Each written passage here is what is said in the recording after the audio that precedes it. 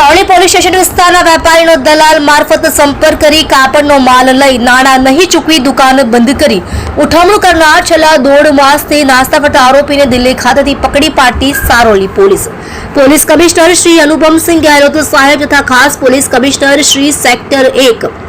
તથા નાયબ police commissioner Shri zone 1 સાહેબ તથા મદદનીશ police commissioner Shri B division સાહેબ નાઓએ સુરત શહેર ટેક્સટાઇલ માર્કેટ લગતા બનતા જુદા જુદા ઉઠમણા તથા છેતરપિંડીના બનાવોને કારણે સુરત શહેરના વેપારીઓને આર્થિક સંકળામણનો સામનો કરવો પડતો હોય, જેથી સુરત શહેર તથા અન્ય રાજ્યોમાંથી સુરત શહેરના વેપારીઓ સાથે થતી વ્યાપારિક છેતરપિંડી અંગે ત્વરિત અંગત રસ લઈ આવી પ્રવૃત્તિ સાથે સંકળાયેલ ઇસમોને પકડી પાડવા સારું આપેલ સૂચના અન્વયે સાવલી પોલીસ સ્ટેશનના પોલીસ ઇન્સ્પેક્ટર SR વેકરિયાનાઓએ આવા બનાવો અંગે તુરંત કાર્યવાહી કરવા આપેલ માર્ગદર્શન હેઠળ Savli police station part A 2024 ઇપીકો કલમ 409, 420, 114 મુજબના ગુનાના આરોપીઓને પકડી પાડવા સારું police sub inspector JN Chauhan તથા સ્ટાફના માણસો વર્કઆઉટમાં હતા.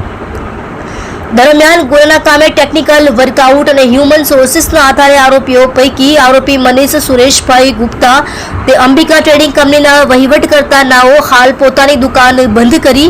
ચોરી છુપે દિલ્હી ખાતે રહેતો હોવાની ચોક્કસ માહિતીના આધારે મજકૂરને પકડી પાડવા સારું હેડ કોન્સ્ટેબલ પ્રતાપસિંહ વિજુભા તથા હેડ કોન્સ્ટેબલ પ્રકાશભાઈ પ્રેમજીભાઈ તથા હેડ કોન્સ્ટેબલ પરેશભાઈ નાથાભાઈ નાઓની એક ટીમ બનાવી